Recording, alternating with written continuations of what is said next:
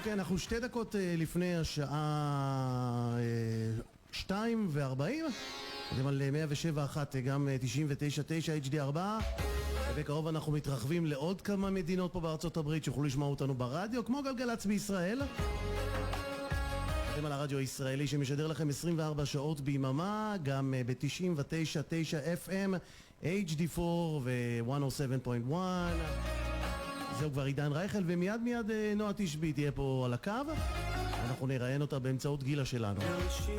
אז מיד אנחנו מתחילים. לאדמה טובה חיכתה כמו למים, חיכתה לשמש לשקיעות שבים, ולגל שגעגוע חיכתה.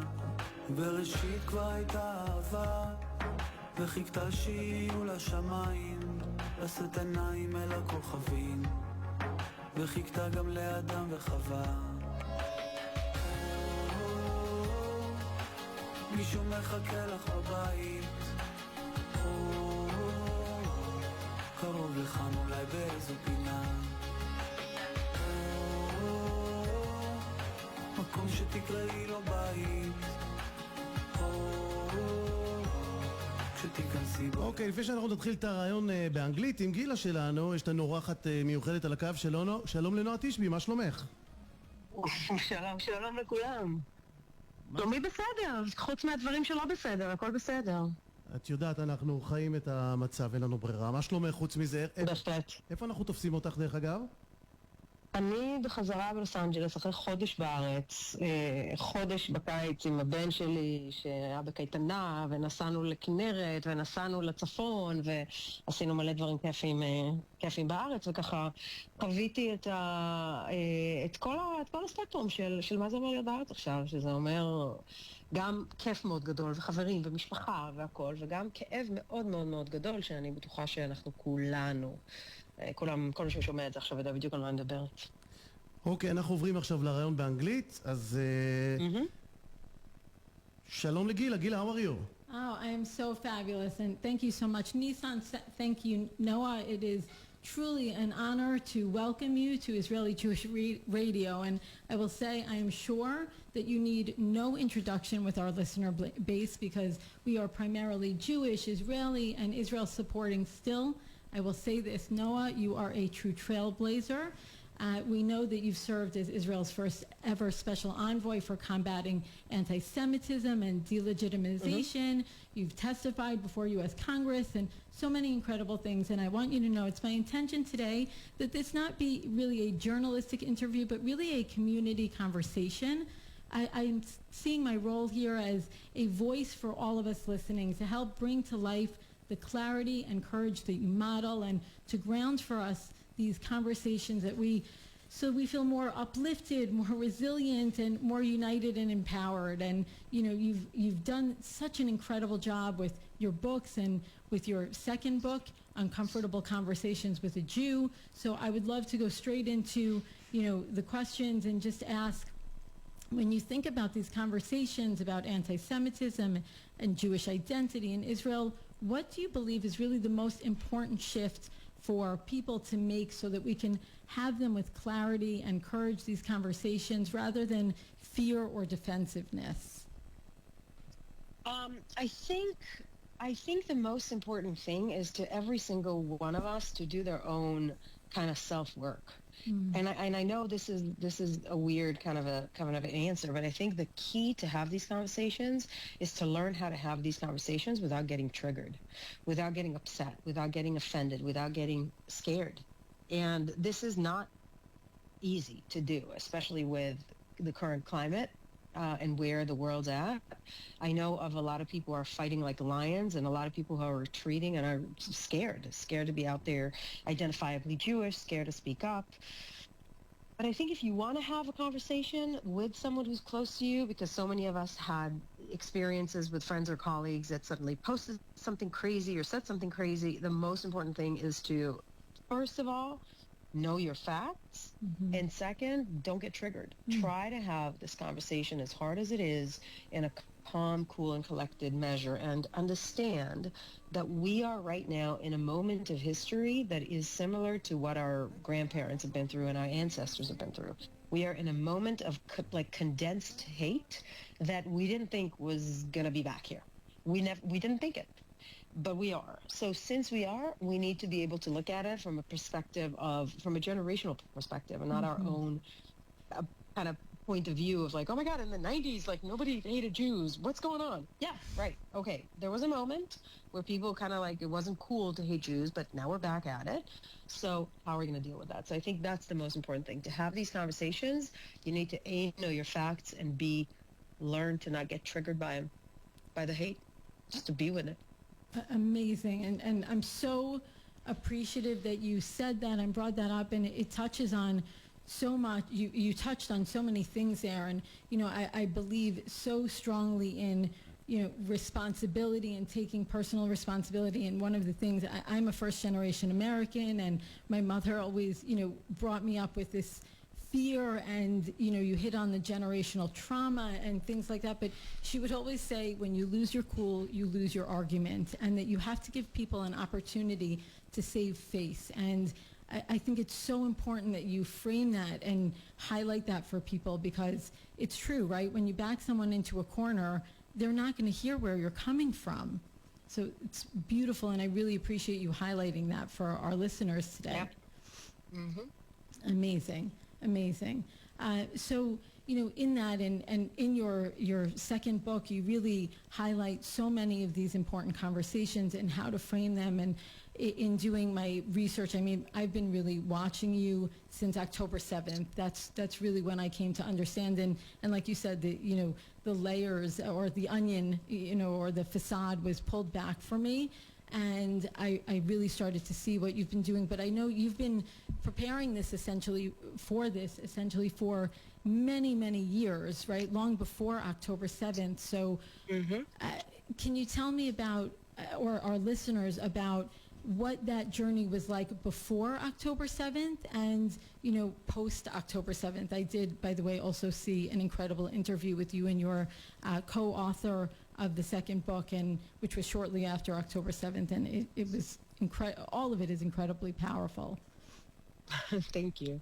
So yes, I have been in this space, meaning I've been in the entertainment industry, so an actress and a producer and a writer, but in the Israel advocacy world for almost 20 years. Wow. I started the first online advocacy and rapid response organization dedicated to Israel, which was the first one out there in 2011. Like, wow. I have been doing this for a very, very long time, working with NGOs, working with Israeli and American government officials, working with like just a bunch of, just being out there, being a social media activist. Like, I've been out there for a very long time. The reason I started speaking about it post-October, like pre-October 7th, was because I have noticed, even as early as like even 20 years ago or more, that there is a disproportionate obsession and an unconscious bias against Israel that, to me, was more than just politics. And I was able to see it and understand it for what it is, which is the new form of anti-Semitism. And I've been talking about this for literally decades,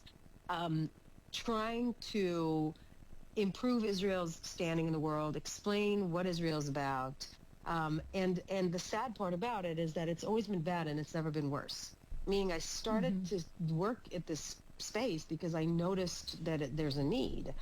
And now we couldn't have even imagine how bad will be. So that's why I wrote my first book. My first book, called Israel, A Simple Guide to the Most Misunderstood Country on Earth. And I started writing it in 2019. It came out in 2020. And in it, when you read it today, it feels like it was written today.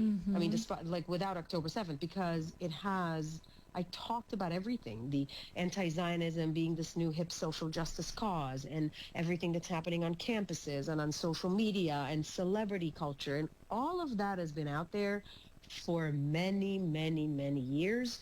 And most people didn't pay attention to it. So we were a small group. It wasn't just me, obviously, but we're a small group of activists and maybe one organization that were kind of standing there going, hello, like, there's a Titanic that's about to, like, we have an iceberg that's about to hit us, and nobody's paying attention. So that was pre-October 7th. So by the time October 7th rolled in, we were kind of ready for what was about to hit us.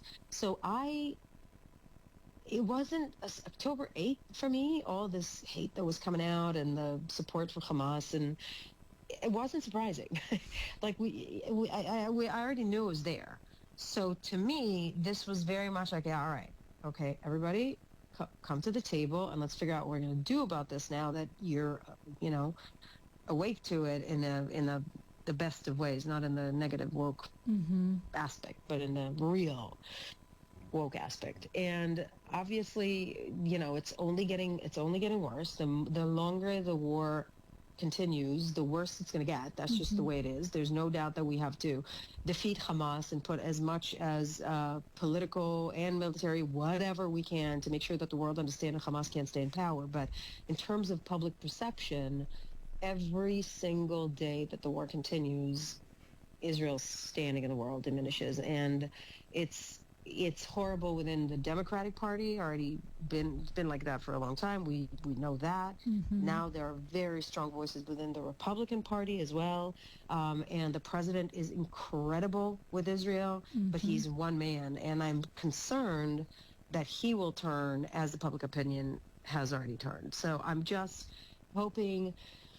It's kind of like an hourglass clock that is, the time is running out of how much mandate we can get from the American president to continue this war. And the more we continue, the worse our public opinion and our public standing in the world is, which is, again, horrific considering this is the most just war in the history of the Jewish people. It's just heartbreaking. So there's a lot of work to do. It is. And I, for one, and I'm sure many of our listeners are so incredibly grateful that you and other people and organizations were smart enough to see that when many of us were burying our head in the sand, because I will admit, as I started to share before, I am a first-generation American. I am the product of Holocaust survivors. My parents, my mother in particular, would speak to me about all of this, and I lived in this bubble and thought, oh, she's just, it's crazy. And I was so grateful come October 8th, as you mentioned, that there were people like you and organizations who were out there already smart enough to see it and do the things. And I just can't say it enough. It's I so mean, powerful. I wouldn't call it organizations. I specifically said there's one that I can think of. I kid you not, the majority of the organizations were asleep. Wow. Wow. So you're saying there weren't a lot of people when we were talking about anti-Zionism being anti-Semitism, the new form of anti-Semitism. When we were talking about anti-Semitism coming from the left, people would be like, roll their eyes and be like, no, it's just from the right. And I'd be like, no. So, here we are now. But that's okay. Listen, we're not going to rehash what went down. We all understand what's happening now. For sure. So we just need to do what we can to fight it. Absolutely. And again, so I'm so grateful that, okay, there are multiple people like you, even if it certainly wasn't enough, but people who were smart enough to see what many of us couldn't, and that you're doing the work. And now I'm, so appreciative to have stepped into it now that I am awake, and I hope so many others are as well. And I know we're coming to, a close very soon on our time, so I would love to, as you noted, really bring it to how can we empower our listeners, those of us who don't have a platform like you do yet, or maybe never will? How do we empower them? I know your book speaks to so much of it, and your advocacy and what you do on social media so boldly, but if we could give our listeners, in addition to what you already shared, not being triggered and, really having those smart, grounded conversations, what else practically, would you advise us, and what steps to take and how to proceed so that we do, move forward empowered and strong and not letting the fear or, the other things get the best of us?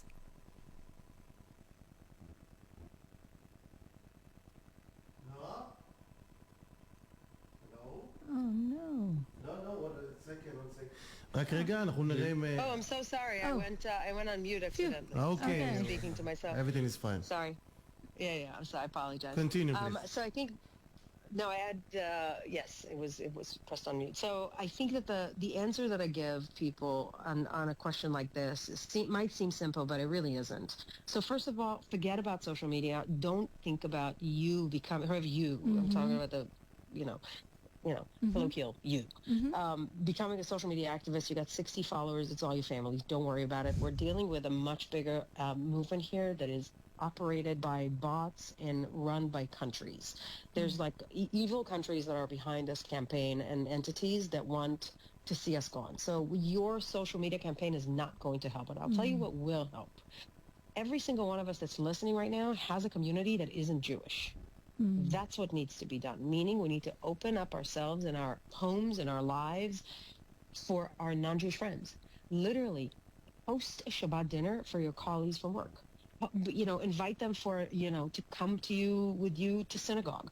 Like everything that will actually open up communities to sharing more about who we are is the only thing that will eventually bring down the heat. You tweeting about it isn't going to do any difference. But trust me, if you walk into like your yoga group right now and be like, yo, hi, girls, guys, I'm hosting a Shabbat dinner. Would love to invite you. Anybody interested? And it's in 3 weeks. Let me know. And even if you have 5 friends come, 2 friends, 6, 10, whatever, that's the thing that will make a difference. So that is the thing that, and obviously if you have a wider reach, meaning if you're a CEO of a big organization, if you own a company or whatever, that's what you need to do. Open up, share with people who we are, humanize us. That's the only thing that we can do. When we're behind the keyboard, we're evil and everybody is dehumanizing each other, and it's really not going to get us anywhere. We're dealing with social media. It's a much wider game that needs to be fought with a lot of money and AI and everything else. You're not going to help with that. Again, not you personally, just anybody that's listening right now.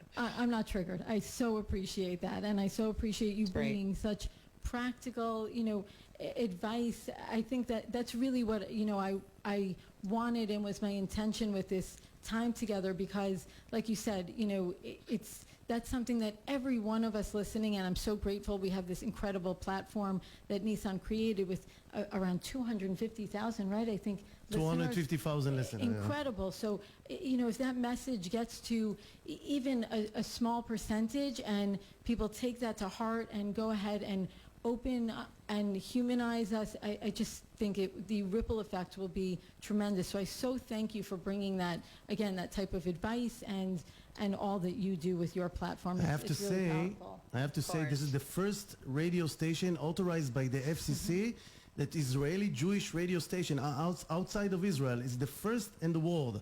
So this is history. Great. That's amazing. Amazing. Congratulations. Thank you. Amazing. Soon you're going to have a frequency in LA. We're working on this. Great. But in the meantime, again, I really do want to honor your time. So, Noa, thank you for all that you do. Thank you for joining us today and for reminding us that, while the challenges are real, each one of us has a voice and the power to use it with courage and clarity. And to our listeners here on Israeli Jewish Radio, may we carry forward that resilience and unity in our homes and communities every day. Thank you for joining us. Thank you so much for having me. נועה תשבי, תודה רבה, שיהיה לך אחלה יום שם. Thank you. תודה רבה. תודה. ביי ביי. ביי. הרדיו הישראלי, מיאמי פלורידה. הרדיו הישראלי, מיאמי פלורידה. לפרסום ברדיו הישראלי מיאמי פלורידה חייגו עכשיו 267-237-2495 267-237-2495 פרסום חזק ברדיו הישראלי הבלעדי בדרום פלורידה.